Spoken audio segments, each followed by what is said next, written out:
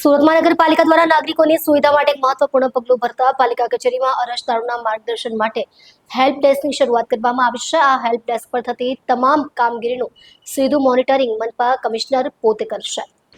પાલિકા કમિશનરના જણાવ્યા અનુસાર આ પહેલનો મુખ્ય હેતુ લોકોના વહીવટી કામોમાં ઝડપ લાવવા અને તેમને અધિકારી કર્મચારીઓના ખોટા ધક્કા ખાવા ન પડે તે સુનિશ્ચિત કરવાનો છે। હેલ્પ ડેસ્ક વિવિધ માધ્યમો દ્વારા લોકોની સમસ્યાઓનું તાત્કાલિક નિરાકરણ લાવવામાં સહાયરૂપ થશે।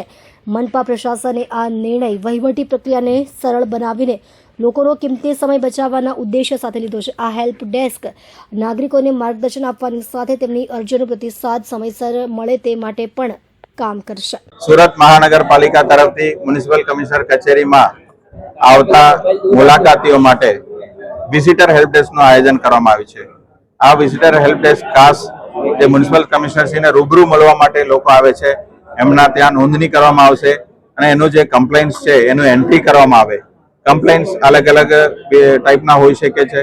સામાન્ય રજૂઆત છે, પાણીના લગતી, ગટર લાઈનના લગતી, સફાઈના લગતી હોય, અન્ય સિવિલ કામોની લગતી હોય, એવા હોઈ શકે છે, અથવા નવી ગ્રાન્ટનું માંગણી હોય અથવા કામનું માંગણું હોય તો એનું પણ એન્ટ્રી કરવામાં આવશે।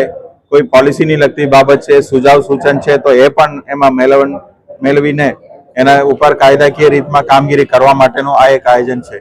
આવા જે લોકો રૂબરૂ કમિશનરશ્રીને મળવામાં આવે તો એ પછીનું જે કામ થાય એ એમને વોટ્સએપ ઉપર અને SMS ઉપર એમને અપડેટ મળે અને SMCનું જે કામગીરી છે જવાબદારીપૂર્વક નાગરિકોને બતાવવામાં આવે અને એનું નિરાકરણ કરવા માટેનું પૂરેપૂરું પ્રયત્ન તમામના તરફથી કરવામાં આવે। એના માટે આ વિઝિટર હેલ્પ ડેસ્કનું આયોજન કરવામાં આવ્યું છે। એમાં જે લોકો વિઝિટર્સ આવે એનું ટ્રેકિંગ કમિશનરશ્રી દ્વારા ડાયરેક્ટલી પણ કરવામાં આવશે અને વિભાગના અધિકારીઓ ઓનલાઈનમાં જવાબ આપશે, એનું અપડેટ પણ નાગરિકોને મળતા થશે।